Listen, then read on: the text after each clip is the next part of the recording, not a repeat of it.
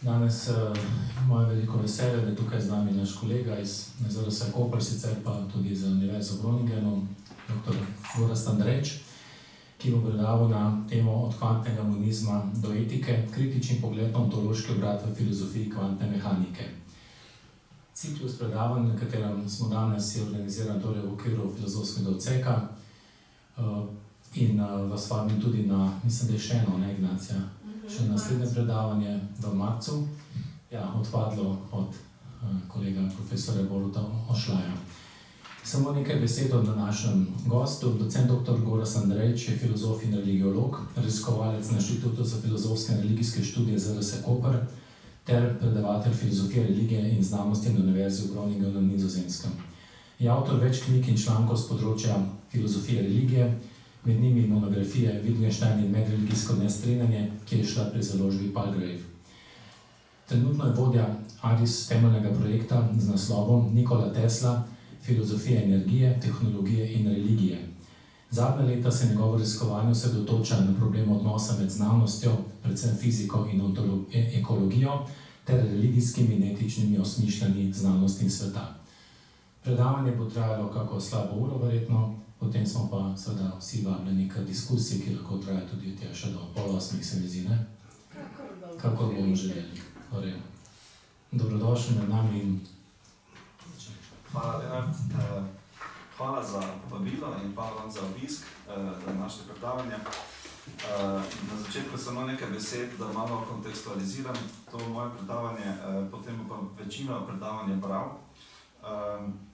In sicer, torej, gre za nov projekt, bolj ali manj članek, ki ga trenutno pišem, ki ga imam v nekem naprednem sorovcu trenutno, ki sem ga prevajal v slovenščino. Se že vnaprej opravičujem, če slovenim nekatere izraze na malo neroden način, morda nekateri prevodi bojo malo neklasični. Izhaja pa v bistvu iz nekega že nekaj let raziskovanja z moje strani o odnosu med znanostjo in religijo dokaj široko zastavljeno iz Wittgensteinovskega stališča, in to je na nek način naslednji korak tega raziskovanja. Gre pa v kvantno mehaniko sem izbral tudi zaradi tega, ker se zelo dosti uporablja v današnjih v humanistiki širše, v posthumanistični filozofiji in misli. Ena od filozofin, ki jo bom omenjal malo več, je še posebej dosti uporabljena in njeno tematiziranje kvantne mehanike je tudi na nenavaden način, na nek način interpretirano, zato me je to nekoliko izzvalo. Torej, na začetku bom nekoliko pojasnil samo pojavo ontološkega preobrata v filozofiji kvantne mehanike in različnih vrstah temu, kaj pravim, ontološko-realistične interpretacije. Potem pa se skoncentriram predvsem na dve takšne interpretaciji, interpretacijo Karl Barat in interpretacijo nemškega fizika Heinricha Pesa. In na koncu bom potem podal neke vrste Wittgensteinovsko kritiko oziroma Wittgensteinovsko kritično premišljanje o tem, na kak način ta dva misleca oziroma filozofina in filozof tudi kombinirata neko eksistencialno osmišljanje in znanost, kvantno fiziko. Torej, tradicionalno so bile ideje z religijskim ali eksistencialno-filozofskim navdihom filozofiji kvantne mehanike povezane z instrumentalistično oziroma predvsem kopenhagensko interpretacijo. Niels Bohr je svojo formulacijo načela komplementarnosti pojasnjeval s pomočjo vzhodne filozofije, budizma in del Lao Tseja. Tako kot sta medsebojno izključujoči, a vendar komplementarni vlogi opazovalca ter akterja v eni sami osebi v veličastni drami obstoja, kot je rekel Bohr, tako sta tudi delec in val, ki sta medsebojno izključujoča fizikalna pojava, vendarle komplementarna vidika kvantne realnosti.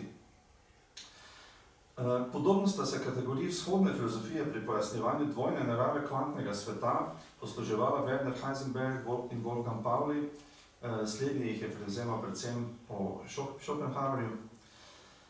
In Einstein je v dolgoletni razpravi z Bohrom o teoretski dokončnosti oziroma nedokončnosti kvantne mehanike Bohra pogosto obtožil misticizma in neprimerne religijske ali mistične drže znotraj znanosti, ki je po Einsteinu zanikala oziroma blokirala legitimno iskanje ontološko-realistične interpretacije kvantne mehanike.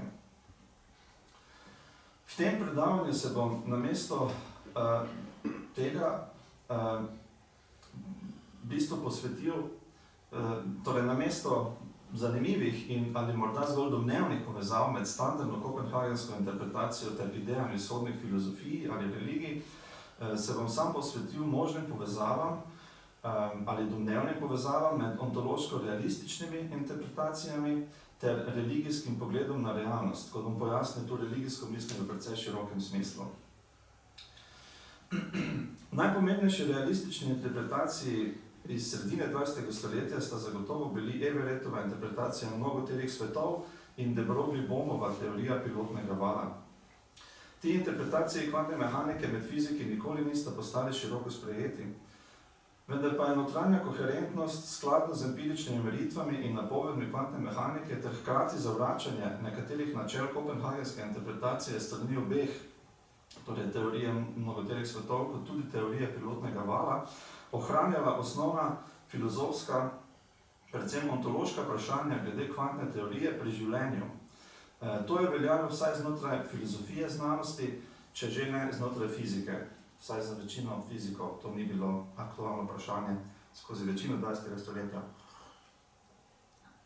Znanilec tega, čemur pa lahko rečemo ontološki preobrat filozofiji kvantne mehanike, je bil vsekakor John Bell, čigar delo je že v 60-ih potiskalo metafizična vprašanja o realnosti teoretičnih objektov v kvantni fiziki, kot je denimo valovna funkcija, v samo središče kvantne teorije. Pravzaprav so vprašanja odnosa med matematičnimi enačbami kvantne fizike in empiričnimi pojavi, na katerih kvantna fizika slomi ali naj bi slonela, za Bella vedno bila strogo del profesionalne fizike in ne zgolj filozofski projekt, ki bi bil nekako zunanji, torej ekstern fiziki in zanjo morda celo odvečen. Bell je najbolj znan po svojem izreku oziroma teoremu, ki dokazuje, da napovedi kvantne mehanike ni mogoče natančno reproducirati, torej da so nezdružljive z realistično interpretacijo, ki vključuje lokalne skrite spremenljivke. Z drugimi besedami, Bellov izrek ali Bellov teorem kaže, da ontološki realizem in teza o lokalnosti ne moreta sobivati in s tem dokazuje teoretične omejitve vsake realistične interpretacije kvantne mehanike. Bella je sicer navdušila Bohmova oziroma de Broglie-Bohmova teorija pilotnih valov, ne zato, ker bi jo Bell sprejel kot nedvomno pravilno ontološko reprezentacijo realnosti ali pa teorijo, temveč zato, ker je Bohmova teorija zanj primer realistične, deterministične, a ne lokalne teorije kvantne mehanike. Pri tem je Bellu najpomembneje to, da Bohmova teorija pilotnega vala enako uspešno upošteva vse empirične napovedi, tako kot instrumentalistični in antideterministični pristop kopenhagenske interpretacije. Bellovo lastno stališče je bilo načelno in v tem smislu splošno realistično, neka realistična drža bi lahko rekli, čeprav Bell ni ponudil svojega lastnega ontološkega modela. Namesto tega je njegov glavni prispevek na tem področju v tem, da je zasledoval natančne logične in pojmovne implikacije kvantne teorije glede na njeno empirijo. Podoben projekt so seveda imeli tudi kopenhagenisti, le da je Bell to storil iz odločno realistične perspektive.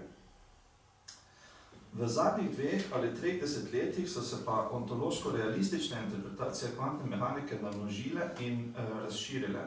Ločimo lahko, tako vse predlagam, med 2 vrstama realističnih interpretacij, scientističnimi in eksistencialnimi. Scientistične realistične interpretacije kvantne mehanike delujejo strogo znotraj znanstveno-materialistične slike sveta, medtem ko eksistencialno realistične interpretacije segajo eksplicitno onstran te slike sveta, recimo krščanske teološke interpretacije, ali pa so kritične do nje, ali pa se kako drugače, vsaj v nekaterih pogledih od nje oddaljujejo. Pri tem včasih ni jasno, zakaj gre, tako da moramo pogledati podrobneje, na kak način se neke filozofske, spekulativne ali celo religijske trditve kombinirajo z znanstvenimi interpretacijami in trditvami. Večina realističnih interpretacij znotraj analitične filozofije fizike je v tem smislu scientističnih, a z različnimi temeljnimi ontološkimi teorijami. Zdaj morda ne bom na vsega prebral različnih teh teorijah, ker niso moja glavna tema, ampak na enem koncu spektra temeljnih ontologij v analitični filozofiji kvantne mehanike je novejša različica interpretacije mnogoterih svetov. Gre za tako imenovano primitivno ontologijo SM, ki jo je razvila Valia Allori z sodelavci. To je ontologija polja gostote snovi v tridimenzionalnem prostoru, kombinirana z Schrödingerjevo valovno funkcijo, ki določa časovno evolucijo primitivnih spremenljivk. Torej, ta pristop želi ohraniti primitivno, skoraj da zdravorazumsko ontologijo tro- ali štiridimenzionalnega prostora, katerega izkušamo. Na drugem, lahko bi rekli nasprotnem koncu spektra, pa je realizem valovne funkcije Davida Alberta, po katerem je temeljna oziroma primarna ontološka realnost valovna funkcija, ki živi kot polje v konfiguracijskem prostoru, ki je pa sicer običajno razumljen kot matematični abstraktni prostor oziroma celo orodje. Po Albertu je tri- ali štiridimenzionalni objekt našega sveta zgolj sekundarni, ter ne samo zgolj sekundarni ali izhajajoči, temveč v bistvu iluzoren. Tretja in lahko bi rekli neka srednja opcija pa so analitične ontologije tipa, kot jo zagovarja Tim Maudlin, pristop, ki je glede določnega ontološkega opisa temeljne ontologije kvantnega sveta previden oziroma celo agnostičen, a v Bellovskem duhu ostaja trdno realističen pri predpostavki fizikalne realnosti kvantnega stanja celotnega vesolja kot primarne ontologije. Temeljna realnost tako ni niti naš tri- ali štiridimenzionalni svet, niti valovna funkcija sama, kot je to pri Albertu, temveč univerzalno kvantno stanje, katerega valovna funkcija matematično opisuje. No, to so, bi rekel, glavne neke, ali pa tri primeri scientističnega, čemu jaz rečem scientistične ontologije kvantne mehanike. Po drugi strani, eksistencialno-realistične interpretacije izhajajo iz različnih filozofskih tradicij ali jih združujejo, tako analitičnih kot kontinentalnih na zahodu, nekatere pa se ukvarjajo tudi z nezahodnimi filozofijami. Poleg eksplicitno-teoloških, kot sem omenil, recimo mainstream krščanskih interpretacij, ki teološko metafiziko uporabljajo kot neke vrste podlago kvantni teoriji ali glavni interpretativni ključ, s tem se ne bom danes ukvarjal. Med eksistencialne interpretacije štejem tudi nekatere, ki se ne sklicujejo na Boga ali bogove, niti na katero koli tradicionalno religiozno metafiziko v celoti. Danes se bom posvetil le dvem takšnim interpretacijam, agencijskem realizmu Karen Barat in kvantnem monizmu Heinricha Pesa. Poskušal bom pokazati, da je prav ta značilnost, to je, da niso pretirano ali eksplicitno teološke, tisto, zaradi česar so še posebej zanimive in potencialno problematične, posebej z vidika Wittgensteinovskega modela kategorijske diferenciacije med znanostjo in religijo, kot ga jaz imenujem.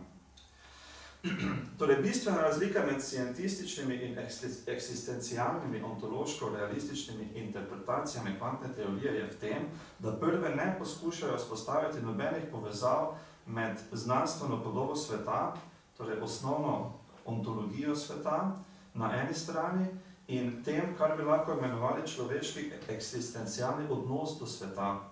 Naj bo to moralni, duhovni ali religijski odnos do sveta na drugi strani.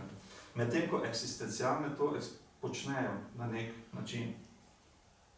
Vsak projekt, ki povezuje znanstveno podobo sveta z našimi eksistencialnimi odnosi, je za scientistične ontološke realiste strogo zunaj ne le fizike, temveč vsake resne ontologije v pravem analitičnem pomenu besede.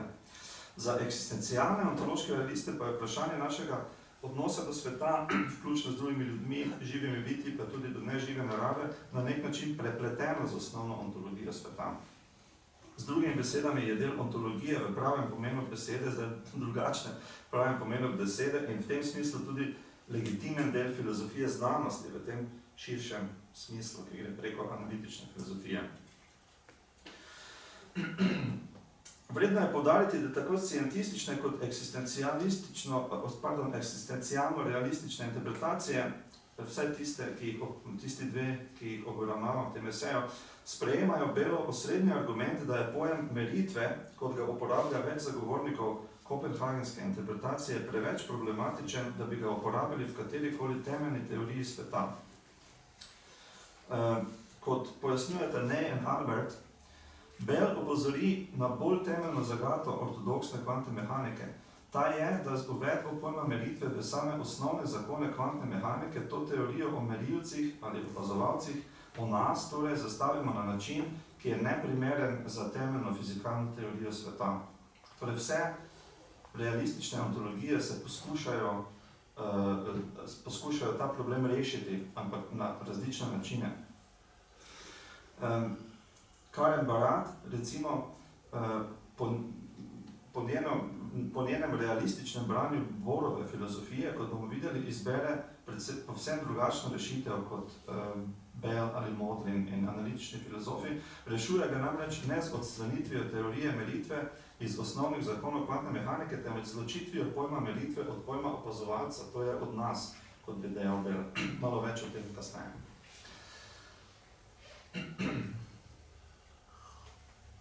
Torej, zdaj bom nekaj več povedal o pogledu Karen Barat, o agencialnem realizmu, potem pridemo na Heinricha Pesa in potem na nekaj vrste Wittgensteinovski model, da ga pojasnim v zadnjem delu, preden podam neko kritiko na koncu. Torej, Karen Barat svojo izvirno in zanimivo metafizično vizijo realnosti, teorijo, ki jo imenuje agencialni realizem, utemeljuje na kvantni nedoločenosti oziroma poboru komplementarnosti in tudi kvantni prepletenosti, torej entanglement.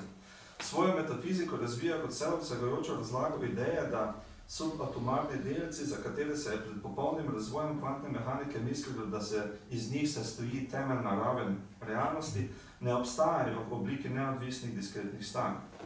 Nasprotju s tradicionalno zahodno metafiziko, pa tudi z recimo temu zdravo razumsko ljudsko ontologijo, ki temelji na človeških zaznavnih interakcijah s svetom, realnosti ne bi smeli razumeti kot sestavljeno iz neodvisnih entitet, njihovih lastnosti in odnosov med njimi. Ne glede na to, kako majhne ali razpršene so v prostoru.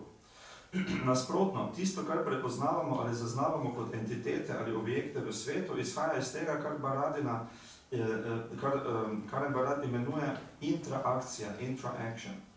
Namesto interakcije med domnevno temeljnimi entitetami so intraakcije ontološko pred katerimikoli entitetami ali objekti, vključno z najmanjšimi delci, oziroma to, kar se kaže po meritvah kot najmanjši delci, kar kaže na njihovo ontološko neločljivost. Z tega vidika, trdi Baradova, je treba osrednji in težaven koncept meritve v kvantni mehaniki brati na povsem neantropocentričen način. Po Bohrovi rekonceptualizaciji meritve in pojava ali fenomena, fizikalnega fenomena, Baradova poudarja, da meritve niso interakcije med ločenimi entitetami, torej, kjer bi človeški opazovalec zmotil fizikalni pojav, temveč postanejo konstitutivni del tega, kar fizikalni pojav ali fenomen sploh je. Fizikalni pojav je specifična interakcija objekta in merilnih agencov. Objekt in merilni agenci izhajajo iz interakcije, ki jih proizvaja in ne pred njim. Konec citata, to je zadnji stavek, ki je bil citat. Za agencialni realizem je Bohrova karakterizacija osrednjega pomena, in sicer, kot pravi Bohr, nedvoumna razlaga pravih kvantnih pojavov mora načeloma vključevati opis vseh pomembnih značilnosti eksperimentalne ureditve. Konec citata. Po Baradovi nas to sili, da opustimo nekatera globoko zakoreninjena ontološka in epistemološka načela razsvetljenstva. Ontologija temeljne neločljivosti, ki temelji na pravilnem razumevanju kvantnih interakcij, preseka vsako kantovsko razlikovanje med noumena in fenomeni. Vse to izhaja, trdi, iz branja Nilsa Bohra kot realista.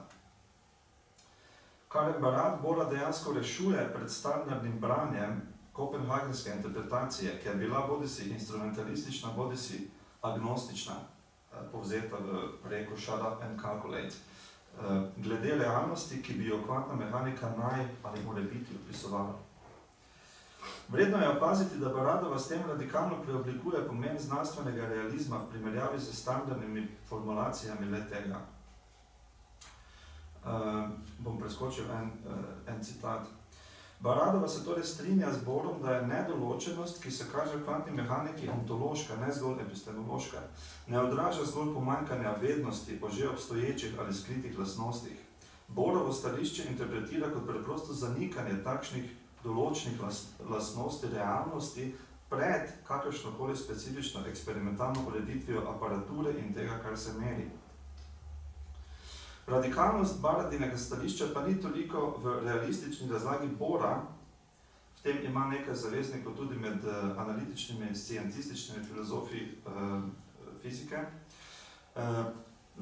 ampak torej, radikalnost in hkrati problematičnost njenega pristopa se kaže v načinu, kako povezuje svoj agencialni realizem z etiko. V tej potezi, ki je osrednjega pomena za njen filozofski pristop in podpira njene glavne teze, se najbolj opazno oddaljuje od scientističnega realizma. Če povzamemo, se Baradina metafizična slika sveta v celoti pokaže šele v trenutku, ko njena ontoepistemologija postane ontoetična epistemologija, ali kako bi rekli temu, ontoetiko epistemologija, kot jo sama imenuje. Kvantna prepletenost za Baradovo tako postane empirična osnova kot filozofski navdih za relacijsko ontologijo, ki preoblikuje način našega razmišljanja o materiji, pomenu, pa tudi odnosu med duhom ali umom in svetom ter etiki. V tem širšem smislu se izkaže, da je osrednja značilnost Baradine interpretacije v bistvu povezava med idejo interakcije na kvantni ravni realnosti in Levinasovo idejo, da moralna odgovornost predhodi konstituciji jaza oziroma etičnega subjekta. Tako kot na kvantni ravni interakcije izključujejo nekatere možnosti iz eksistence in omogočajo drugim, da postanejo tisto, kar poznamo kot materijo, entitete, objekti, tako tudi odgovornost ni zaveza, ki jo subjekt izbere, temveč utelešen odnos, ki predhodi intencionalni zavesti, obveznost, ki je anahronistična pred vsakim angažmajem. Konec citata. Z drugimi besedami, etično osnovno razumevanje je ontološko utemeljeno z realističnim in po Baradovem pravilnim razumevanjem kvantne realnosti. Skozi srž bivanja, citiram, skozi srž bivanja se prepleta občutljivo tkivo etičnosti. Etiki se ni mogoče izogniti, moralna relevantnost je sestavni del ontologije sveta v procesu njegovega dinamičnega uprisotnjenja. Bom tudi nekaj izpustil, da bomo imeli dovolj časa za Heinricha Pesa. Torej, zdaj gremo naprej k druge mislico, ki ga želimo pisati, ki je precej drugačen, nemški fizik, ki je pa postal tudi filozof v zadnjih letih. Pa se potem vrnemo na tudi kritiko Baradova. Nemški fizik Heinrich Pes vidi glavni uvid kvantne fizike danes v tem, da se temeljna realnost sveta sestoji iz zgolj enega objekta in sicer univerzalnega kvantnega stanja. Pes seveda ni edini, ki zagovarja neke vrste monistično stališče o kvantnem vesolju. Tim Modlin se na primer strinja, da obstaja v resnici samo eno kvantno stanje celotnega vesolja in ker kvantno stanje in konfiguracija določata razvoj vesolja in vseh njegovih podsistemov, ni prostora za nobeno bolj temeljno ontologijo, tako Modlin. Vendar pa se je Pes pred kratkim pojavil kot glavni zagovornik kvantnega monizma s trditvijo, da gre za metafizično stališče z ogromnim potencialom za prihodnost fizike, za področja kvantne gravitacije, fizike delcev, kozmologijo in drugo. In še več, trdi tudi, da je zelo pomembno za naše razumevanje sveta na širši ravni. Jaz bi rekel v religijskem smislu, oziroma meji na religijsko interpretacijo. Do te točke bomo prišli kasneje. Ker je enotnost ene same prepletene in neizvedljive celote ontološko temeljna, je množica objektov, vključno z elementarnimi, ali pa pod narekovaj elementarnimi delci, polji in večjimi objekti, ki jih zaznavamo in merimo zgolj izpeljana.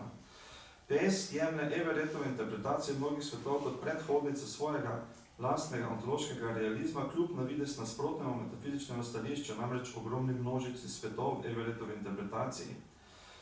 Vendar pa v Everettovi teoriji vendarle gre za osnovni monizem, tako Pes, saj obstaja enotnost univerzalne valovne funkcije, ki se ne sesuje, ampak se razveja v relativne vzporedne podsisteme po Everettu.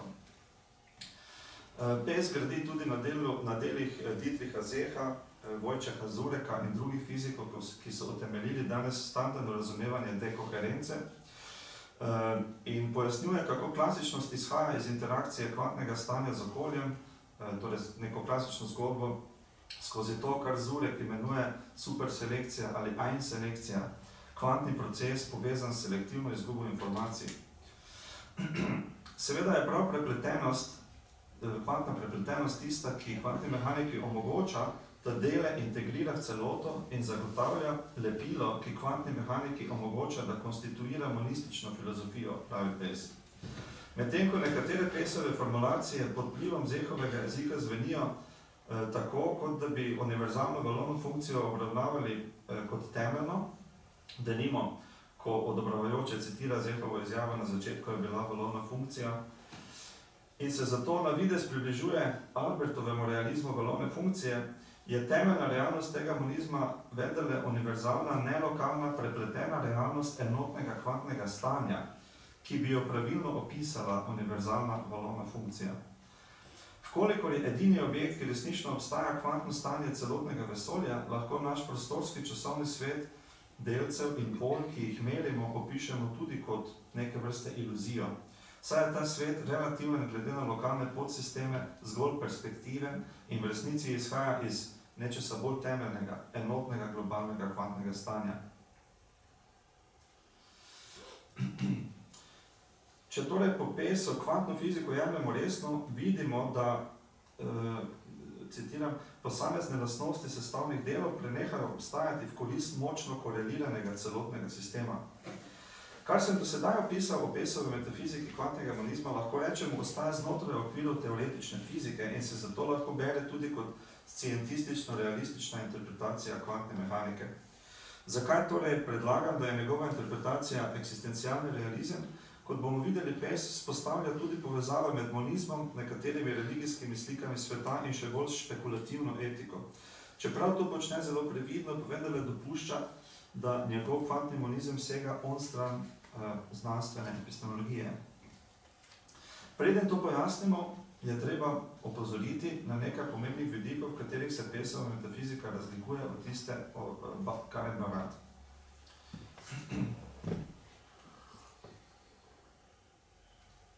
Za razliko od Baradove, PES jasno trdi, da slika sveta, ki izhaja iz kvantne mehanike, namreč po njegovem kvantni monizem, ne daje moralnega kompasa. Konec citata. PES-ov kvantni monizem naj bi deloval predvsem kot znanstveni koncept, teorija, ki lahko reši nekatere ključne filozofske zagate s kvantno mehaniko, pa tudi novejše teoretične uganke na podpodročjih fizike, ki sem jih prej omenil. Narava vključuje tako krute in grozne stvari, nas spominja PES, kot tudi dobre in lepe. Niti narava, niti znanost nam ne dajeta odgovorov na naša etična vprašanja, citiram, ker ni ničesar, kar ne bi bilo narava. Kolikor vemo, znanstveno vesolju ni mar za nas, naše težave ali obstoj človeštva na prvem mestu. Konec citata.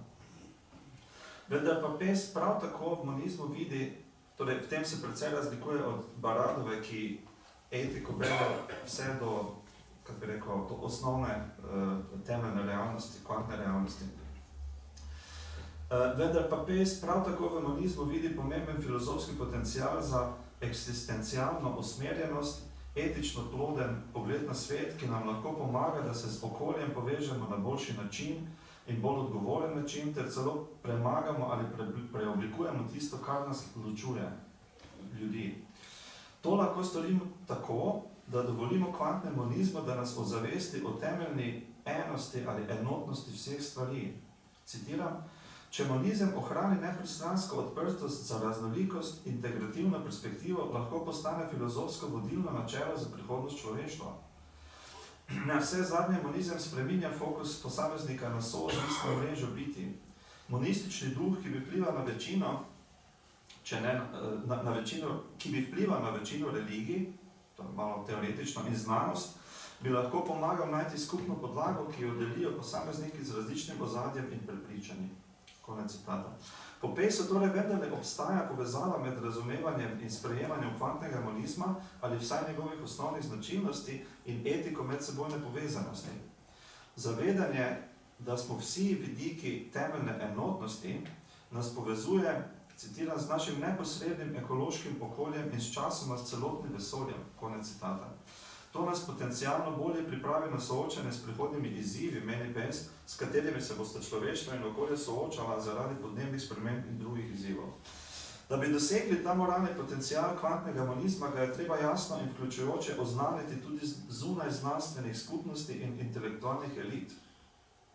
To pomeni, da mora biti kvantna znanost po Pacesu transparentna in sprejemljiva tudi za, tako upa, glavnino neznanstvenikov. To se seveda še vedno razlikuje od baradine ontoetične epistemologije. Pri Pacesu moralno poimenovanje ali osmišljanje še vedno ni sestavni del ontologije sveta. Vendar obstaja nekaj, kar bi lahko imenovali upanje ali pa spekulativna vera v navdihujočo moč kvantnega monizma, ki nas bi naj vodila in ustvarila bistveno boljši svet od tistega, ki ga imamo zdaj. Kvantni monizem, ki je, če ima Pace prav, znanstvena ontologija sveta, na ta način postane tudi eksistencialna filozofija in ne zgolj znanstvena metafizična teorija.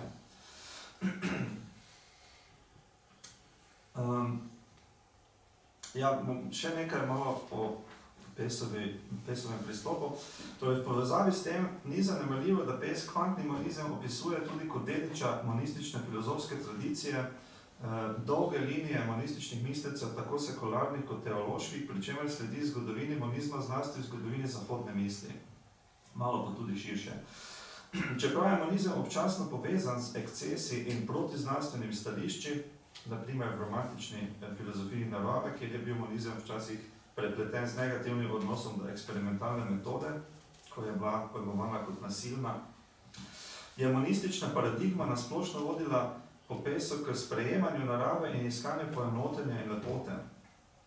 Pace najde tudi pomembne vzporednice med Zehovim delom o dekoherenci in teologijo Janeza Scotta Origena, čegar ideja o ločitvi vesolja na subjekt, objekt in okolje se Paceu zdi kot metafora za dekoherenco. In ideja kvantne prepletenosti ene resničnosti na eni strani ter mislijo mojstra Eckarta, da je Bog eden v svoji skriti enotnosti in se preliva v vse stvari na drugi. Pace tudi trdi, da je dogmatično sprejemanje dualizma strani cerkve, ki izhaja iz ključne teološke razlike med stvarnikom in stvarjenjem, doseglo, da je bil monizem pogosto v svoji verski obliki kot panteizem v zgodovini zahodne misli v veliki meri zatiran in pogosto preganjen. Torej, dobimo neko zgodbo monizma, ki se je osvobajal ali pa bil preganjan od strani dominantne krščanske slike sveta in je potem neke vrste našel svoj uresničitev v znanstvenem monizmu, kvantnem monizmu, ki ga on predstavlja. Možna interpretacija teh Pacevih trditev ali celo povezanosti kvantno-monističnih ter religijsko-monističnih trditev je, da te trditve razumemo bolj kot orodje za usmerjanje pozornosti bralcev, neke vrste orodje popularne znanosti, da ljudi približa znanstvenem pogledu. Vendar se ne moremo včasih znebiti občutka, da Pace ima, kako bi rekel, da je neka aspiracija, da gre preko tega. Celo morda v najbolj spekulativnem momentu zatrdi tole, in to je zadnja misel od Pacea in potem gremo naprej. Morda ni povsem nemogoče, pravi Pace, da subjekti v spremenjenih stanjih zavesti doživljajo kvantni holizem, vključno s tistim, kar se od začetka časa razume kot mistično izkustvo. Druga možnost je, da je človeštvo nekako ohranilo nekaj nezavednega spomina o tem, da je eno z naravo iz časa, ko individualizacija še ni bila v celoti razvita. Neke vrste rajsko stanje, kot je predlagano v interpretacijah Paca človeka in obravnavano v delih Janeza Scotta Origena ali Friedricha Schellinga. Takšen spomin se je morda pozneje naprej razvijal in tako naprej, da ne dolgovezim. Torej, Pace vseeno, kako bi rekel, potegne ga v neko korelacijo, spekulacijo o nekem odnosu med celo mistično izkušnjo enega v zgodovini religij, zahodnih religij, tukaj predvsem, in kvantnim monizmom kot pravo interpretacijo kvantne mehanike. Torej, zdaj bom probal na hitro pojasniti model kategorijske diferenciacije znanosti in religije, z katerega vidika potem malo kritično razmišljam tako o Baradini interpretaciji in Veso na koncu in bom verjetno v nekem trenutku nehal brati in moral zaključiti malo hitreje z svojimi besedami. To, kar imenujem model kategorijske diferenciacije odnosa med znanstveno in religijo, črpa glavni navdih iz Wittgensteina, predvsem Wittgensteinove ideje, do katere tako Wittgenstein pridemo s pozorno in potrpežljivo filozofsko, lingvistično ali gramatično analizo, da se trditve, diskurs in prepričanja, ki so znanstveni ali pa znanstveni na primeren znanstven način, znatno razlikujejo od religijskih ali duhovnih ali eksistencialnih trditev, diskurza in prepričanj. Če obe kategoriji pravilno razumemo, vidimo, da so tako različne, da jih je treba obravnavati kot bistvo različne kategorije prepričanj. Medtem ko je narava trditev in prepričanj primernih za znanost neločljiva od strogega empiričnega testiranja, ki zajema nenehno odprtost za dokazno preverjanje in teoretično optimizacijo, je religiji primerno postavljanje trditev in izražanje prepričanj neločljivo od občutenih izkušenj in vrednotnih stališč do sveta, drugih bitij in sebe. Vsebuje življenjske slike ali slike sveta, kot pravi Wittgenstein, ki potencialno navdihujejo in vodijo življenje posameznika ali skupnosti, ki se jih drži. Religijske trditve in prepričanja niso nekaj, kar lahko empirično testiramo po Wittgensteinu, vsaj ne za neosebno objektivistično znanstveno metodo.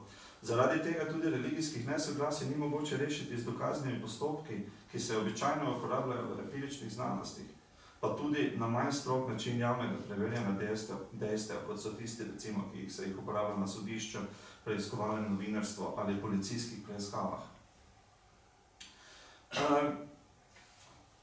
Za naše namene lahko poglobimo osnovno Wittgensteinovo idejo o kategorijskem razlikovanju med ustreznimi znanstvenimi in ustreznimi religijskimi prepričanji s pomočjo dveh idej Basa Van Frasena, čigar filozofija znanosti in religija sta pod močnim vplivom Wittgensteina.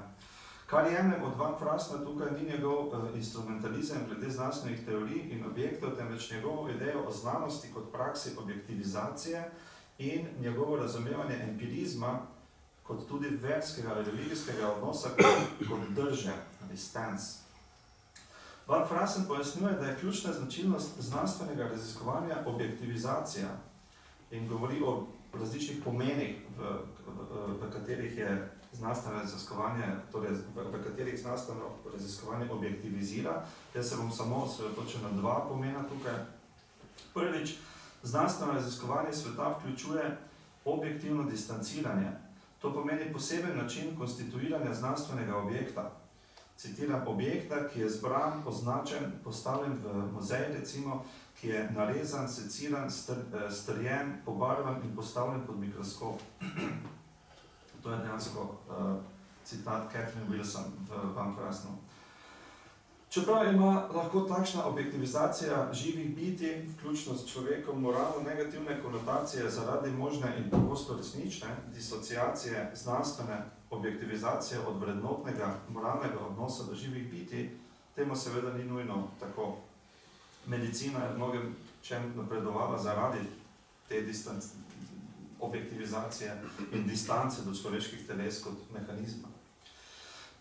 Bolj pa še en pomen, in kaj je za Van Frasena najpomembnejši, torej pomen znanstvene objektivizacije, pa je objektivizirajoče raziskovanje, kot ga poimenuje, spoznanje, ki je značilno za znanost in objektivizirajoče raziskovanje, je spoznanje, da je uspeh znanosti deloma posledica načina, kako znanost omejuje vprašanja, ki jih svetu zastavlja.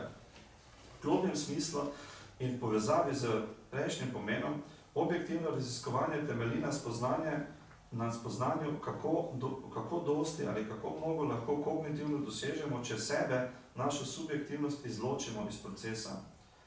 To spoznanje se je utrdilo v regulativno idejo, bi lahko rekli, da bi moralo biti znanstveno raziskovanje v pomembnem smislu neodvisno od oseb ali osebe, ki izvaja raziskavo. Van Fraassen nas spomni, kaj je to načelo pomenilo v filozofiji kvantne mehanike po John Bellu, ki smo ga omenili na začetku, da vključevanje človeškega opazovalca kot spremenljivke v temeljno znanstveno teorijo ni do konca znanstveno, ni dovolj temeljito znanstveno in da je rešitev v tem, da se odvisnost od človeškega opazovalca odpravi. Citiram Van Fraassena, problem merjenja v kvantni mehaniki ima popolnoma enako obliko v odnosu do neživih merilnih naprav kot do zavestnih opazovalcev. Konec citata. Po Van Fraassenu torej objektivizacija značilna za empirično znanost ne implicira, oziroma to je nova misel, torej ne implicira redukcionističnega metafizičnega stališča, na primer redukcionističnega fizikalizma. Kar pa implicira je empirizem, ki ga Van Fraassen interpretira kot držo in ne kot niz prepričanj o svetu ali metafizičnih prepričanj. Sprejetje empirične drže pomeni trdno zavezanost določenem nizu epistemičnih in vrednotnih stališč, slediti epistemični racionalnosti, ki jo vodi skrbno opazovanje, potrditi vrednost argumentiranega nestrinjanja, se opreti metafizičnem teoretiziranju in pretiranem špekuliranju v znanosti ter omejiti razlago pojavov z naravnimi, torej naturalističnimi razlagami, pojasnitvami. Ključna epistemična značilnost empirične drže je narava znanstvenega prepričanja. Citat: vsa naša dejstvena prepričanja o svetu je treba predati kot talce usodi prihodnih empiričnih dokazov in se jim odpovedati, ko se izkažejo za pomanjkljiva, ne da bi pri tem podlegli obupu, cinizmu ali izčrpavajočem relativizmu. Konec citata. Torej, to je znanost kot empirična ali empiristična drža, ali empirizem kot drža. Po drugi strani pa tudi Van Fraassen opiše religijski odnos kot držo, pač drugačne vrste držav. In tu lahko tudi začnemo z Wittgensteinom, ker po Wittgensteinovski perspektivi se religijska in duhovna prepričanja, trditve in pripovedovanja zgodb bistveno razlikujejo od znanstvenih. Verske izjave, umetnost in prakse povezane z občutji bivanja v svetu, v odnosu do drugih bitij in do nas samih, vključujejo ustvarjanje pomena ali njegovo odkrivanje, odvisno od interpretacije, ki izraža eksistencialna stališča, moralno občutljivost in pogosto deluje kot življenjsko vodilo. Iskanje ali konstruiranje najboljših znanstvenih naturalističnih razlag sveta ni med primarnimi dejavnostmi ali nalogami religijskih kultur. Religijske trditve in prepričanja pa niso utemeljene na dokazih na empirično znanstven način. Po Wittgensteinu so verske ideje in prepričanja, tudi če so intelektualno kompleksne in vredne spoštovanja v nekem smislu, neke vrste izpeljava iz instinktov, čeprav torej nekih, kako bi rekel, instinktivnih reakcij, čeprav je to pogosto težko videti ali je na nek način zakrito. Način, kako postanejo religijske predstave prepričljive ali odmevajo pri potencialnih vernikih ali tistih, ki se potem navdihnejo, pa je preko pridiganja ali navdihujočih, evokativnih govornih dejanj ali pa neverbalnih oblik izražanja in praks. Torej, objektivizirajoče empirično raziskovanje, čeprav ni nujno v nasprotju z religijskim ali duhovnim načinom življenja, ni njegova značilnost ali pa nujni sestavni del. Torej, Van Fraassen na nekoliko poenostavljen, a še vedno pronicljiv način povzema to s tem, da označi religijski odnos tudi kot držo, vendar držo drugačne vrste. Bom preskočil en citat. V središče religiozne drže postavlja občutek trajnega začudenja, in to je vrsta začudenja, ki ni povsem enaka znanstveni radovednosti. Gre za eksistencialno čudenje, ki se ne konča z zaključkom empiričnega raziskovanja. Van Frasnova opredelitev trajnega začudenja je zelo podobna tako Wittgensteinovski ideji eksistencialnega čudenja, kot tudi temu, kar je Einstein imenoval kozmični religiozni občutek, ki poslednjem upravičeno navdihuje ponižnost pred kozmosom kot celoto in bi naj fenomenološko predhodila pravi znanstveni radovednosti in sklepanju. Širše gledano model kategorijske diferenciacije ne izključuje možnosti, da bi oseba ali skupnost zavzemala tako empirično držo, kot tudi religijsko držo. Hkratno ali pa izmenično upoštevanje vrednot in nekih metaepistemičnih načel obeh drž seveda ni brez težav, saj vključuje vsaj nekaj psihološko zahtevnega preklapljanja, dolgoročno pa neke vrste dvojna očala za pogled na svet.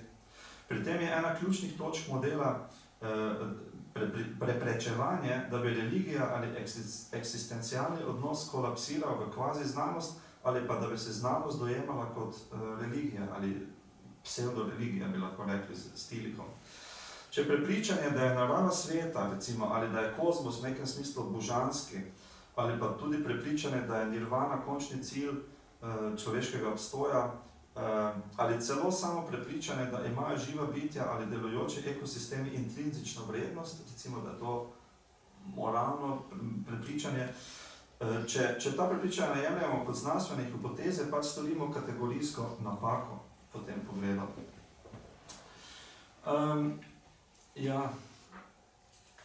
Preskačem. Torej, zdaj bi s tem modelom, tako rekoč, ali pa iz stališča Wittgensteinovsko-Van Frasnovega modela znanosti in religije, se ozr nazaj na Baradovo in na Pesa. Torej, Baradin agencialni realizem oziroma njena eksplicitno ontoetična epistemologija je zanimiva in za mnoge v humanistiki navdihujoča vizija materialne realnosti kot celote in našega prostora v njej. Bistvo Baradova z idejo, da je etično vpleteno v samo konstitucijo sveta, ponudi prepoznavno posthumanistično držo. Odnosi med stvarmi, celo med tem, kar so se nam dolgo zdeli elementarni delci, pa med živo in neživo naravo in tako naprej, v temelju niso drugačni ali etično manj pomembni, kot so odnosi med ljudmi. Baradin agencialni realizem je v zadnjem desetletju postal etično in tudi politično stališče, za katerega se zdi, da je utemeljeno na realističnem razumevanju kvantne mehanike, tako ona to predstavlja. Baradova sicer ne priznava ali pa ne reče, da počne teologijo, da je njena ontoetična epistemologija kaj drugega kot materialističen in v pomembnem smislu znanstveno utemeljen pogled na svet in človeka. Ampak njen agencialni realizem je postal osnova za dejansko alternativno, skoraj da antirazsvetljensko in definitivno nescientistično metafiziko. Tako recimo sodobni religiolog in tudi animistično-ekološki aktivist in mislec Kokov in Stukrat izrazi takole. Agentna omrežja, ki sestavljajo situacijsko interakcijo, ne vključujejo le ljudi, vključujejo tudi nečloveške akterje na enakopravni osnovi subjekte in objekte, ki prispevajo k temu, kar vemo o svetu. Dejavnost teh subjektov ali objektov ni značilnost njihove lastne ontologije, temveč je rezultat prepletenosti z drugimi akterji, vključno z nami samimi. Situacijska ali prepletena akcija se torej nahaja pri ljudeh, drugih živalih, materialnih subjektih in objektih in celo nematerialnih članih agentnega omrežja. Iz perspektive Wittgensteinovskega pristopa, ki sem ga pojasnil, je Baradova globoko v religijskem diskurzu oziroma v teologiji. To samo po sebi ni nujno problem, a problem je, da je ta dimenzija njenega spekulativnega pristopa nepriznana in se s tem tudi napačno predstavlja. Nadalje še nekaj kritičnih opazk o sami kvantni prepletenosti, ki je za Baradovo ključna. Prepletenost, torej entanglement, ne le kvantna prepletenost, ampak vsaka materialna ali socialna prepletenost med čutečimi bitji, ljudmi in živalmi ali pa tudi prepletenost med čutečimi bitji in neživo materijo je lahko tudi moralno temna. Z drugimi besedami moramo se paziti domneve, da prepletenost bodisi socialna, biološka, kemična ali fizikalna implicira moralno krepostno vrsto ali pa etično, kako bi rekel, fruitful vrsto povezanosti. Lahko sobiva z zlorabo, slabo soodvisnostjo in parazitsko soodvisnostjo, ter še več, imamo, kako bi rekel, globoke materialne povezanosti med ljudmi in živalmi v zgodovini človeštva, ki so bila povezana z zlorabo živali in tako naprej. In prav tako v sužnje-lastničnih družbah je bila materialna bližina in povezanost sužnjev in lastnikov sužnjev prepletena. Gre za prepletenost na biološki ravni in tako naprej. Torej, v bistvu bi nas morala moralna dvoumnost drugih vrst prepletenosti, ki jih je z moralnega vidika veliko lažje analizirati, morda kot kvantno prepletenost, naučiti, da je prepletenost pogosto lahko škodljiva in moralno problematična. In to lekcijo morajo tudi eksistencialno-realistične ontologije kvantne mehanike integrirati. Lekcija seveda je, da nobena etika ne more izhajati iz znanstvenega dejstva kvantne prepletenosti kot takega. Po drugi strani pa medsebojna povezanost vsega bivajočega ali pač morda segmenta sveta oziroma bitij, katerih medsebojni odnosi nas moralno eksistencialno gledano bolj zanimajo, lahko deluje kot etična in teološka ideja tudi brez poznavanja kvantne prepletenosti ali sploh brez tega pojma. Torej, neke vrste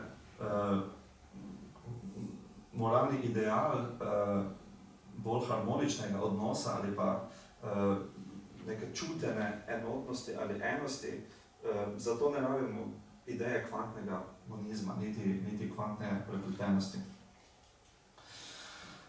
Je pa tudi res, da kvantni monizem, pa tudi kvantni panteizem, bolj religijsko, sta oba lahko zanimivi in delujoči eksistencialni, duhovni ali religijski ideji tudi danes, torej mogoče jo jemati resno kot religijski drži, pod pogojem, da se zavedamo, da je tu druge vrste drža kot empirična drža, značilna za znanost. Ključno je upoštevati, da kvantni monizem ali panteizem kot moralni viziji logično ne izhajata iz ustreznega znanstvenega razumevanja kvantne prepletenosti. To sta eksistencialni drži torej in ideji, v katere je treba kreativno vključiti ali pa jih lahko vključimo empirično dejstva ali ugotovitve in jih tako rekoč na novo interpretiramo znotraj odnosne in moralno navdihujoče vizije. Ta intelektualni proces šele ustvari idejo, kaj to je kvantna prepletenost v nekem teološko-eksistencialnem smislu in ne obratno. Zdaj še morda nekaj kritike Pesa. Pes je seveda precej bolj previden in potem zaključim, kot Baradova pri svojih trditvah o povezavah med kvantnim monizmom kot legitimno fizikalno teorijo na eni strani in etičnimi ter potencialno duhovnimi idejami monizma na drugi. Včasih se zdi, da svoje filozofske in eksistencialno-etične refleksije prikazuje kot nekakšno apologetsko sredstvo za popularizacijo znanosti. Pes seveda z Einsteinom in drugimi znanstveniki obsoja tako imenovani kvantni misticizem, ki se je v tej New Age literaturi, novodobni literaturi in tako naprej izjemno razširil v zadnjih nekaj desetletjih. Ampak vprašati se moramo, ali niso tiste Pesove uporabe monizma, ki očitno presegajo metodološke meje fizike, zgolj retorično olepševanje, značilno za žanr popularne znanosti, neke vrste začetek procesa kognitivne optimizacije znanstvene ideje kvantnega monizma z namenom, da bi jo nekoč sprejelo nestrokovno občinstvo. In zdaj, torej obstaja celotna teorija o kognitivni optimizaciji znanstvenih idej, ko zapustijo primarni diskurs, strokovni znanstveni diskurs in potem lahko spremenijo pomen zunaj tega diskurza, ali v popularni znanosti, popularni kulturi, ali pa tudi v religijski ali duhovni, torej novodobnih diskurzih. In pogosto tu gre seveda za izgubo ali pa za problematično spremembo pomena osnovne znanstvene ideje. Morda, kar Pesa resnično loči od Baradove, je to, da je vedno ekspliciten, ko začne z bolj špekulativnimi mislimi in na nek način jih ne podaja kot del neke osnovne ontologije. Osnovna ontologija pri njemu ostaja kvantni monizem, ki je zasnovan dejansko znotraj fizike oziroma znotraj filozofije, ki je disciplinirana z strogimi, kako bi rekel, principi razmišljanja in empirijo kvantne fizike. Ampak, ko gre preko tega, se človek mora seveda vprašati, kaj takrat počne. Ali je to samo retorična gesta, ali je to morda neke vrste izražanje upanja, da je neki širši pojem monizma in celo panteizma v preteklosti povezan z kvantnim monizmom, kot izhaja iz znanosti. Tu bi zdaj končal in potem podam vprašanje ali pogovor. Hvala.